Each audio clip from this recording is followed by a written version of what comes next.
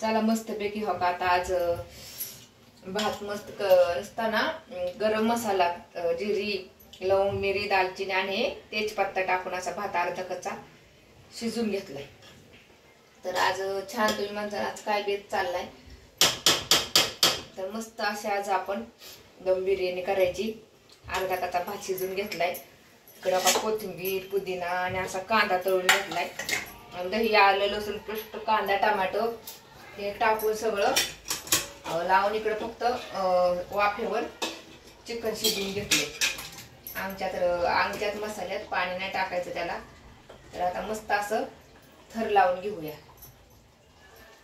हे पहा असा मसाला पूर्ण आता आपल्याला लावायचा झाला सगळा, आणि एकाच थराची बिर्याणी करायची, जास्त मोठी नाही करायची, कारण जास्त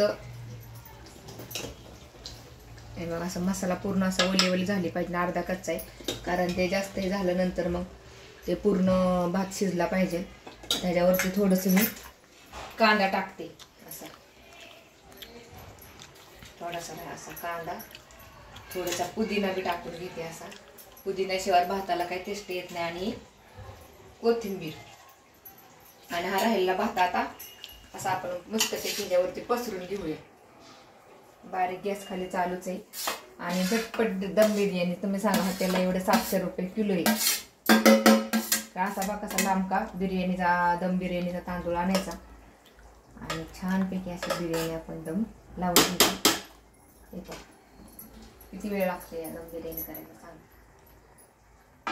याच्यावरती एक थोडासा मी आणि थर लावून आले, थोडासा नॉर्मल, म्हणजे असं थोडा कसा अर्धा कच्चा भात आपला शिजून निघेल।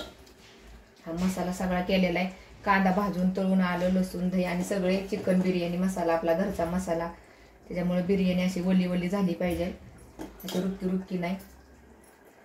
थोडाच मसाला टाकणार, खालून मसाला खूप गेलेला आहे। आणि आता राहिलेलं हे सगळं मटेरियल त्याच्यावरती टाकून देऊया। हा कांदा पूर्ण तळून घ्यायचा, फ्राय करायचा, आणि कोथिंबीर पुदिना कोथिंबीर, झटपटीत बिर्याणी अशी। आणि थोडीशी साईडने तुपाची धार टाकायची, की झाली। थांबा 2 मिनिट। तर ही तुपाची धार टाकली अशी छानपैकी,